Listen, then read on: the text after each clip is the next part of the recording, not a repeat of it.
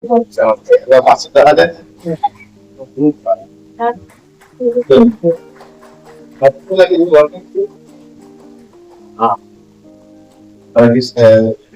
কি মাছ আছে?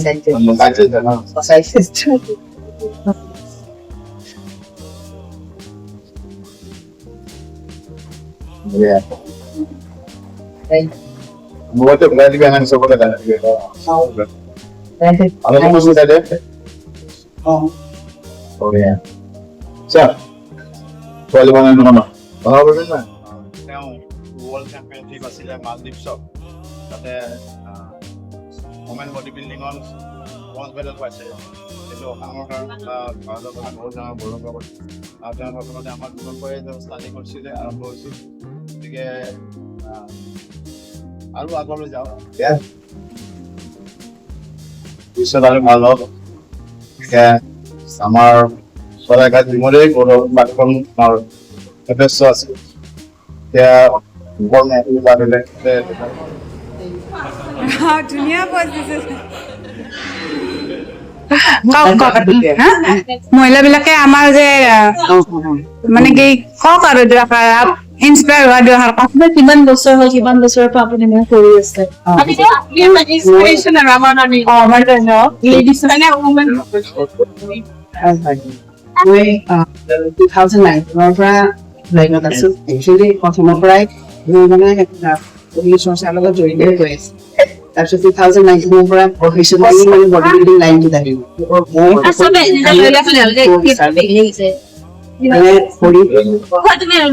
যেতিয়া মনো ভাল থাকে আৰু বেমাৰ আজাৰৰ পৰা একচুৱেলি মানুহ মুক্ত হৈ থাকিব পাৰে।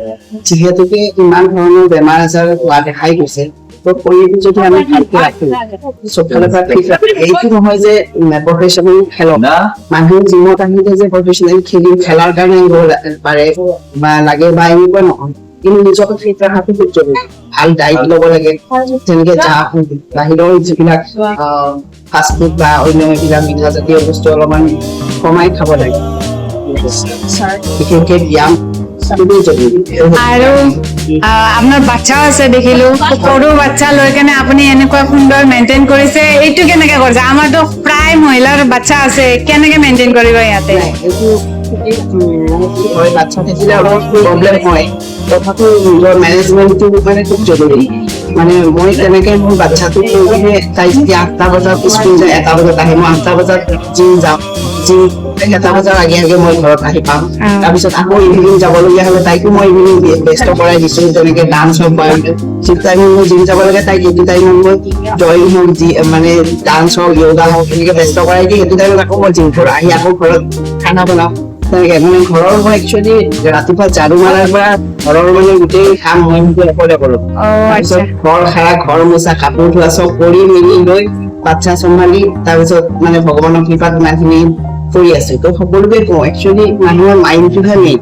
মাইণ্ডটোক যদি আপুনি ভাবে যে মই এইখিনি বা এইখিনি কৰিব পাৰিম, তো কৰিব পাৰে। কিন্তু যদি মনটোৱে যদি ভাগৰুৱা হৈ পৰে, তেতিয়াহ'লে জীৱনত তাৰমানে কোনো কামেই কৰিব নোৱাৰে। নিজৰ ইচ্ছা আৰু নিজৰ মনটো সেইকাৰণে সদায় মানে মনটোকেই মানুহে ষ্ট্ৰং কৰি ৰাখিব লাগে মই ভাবো।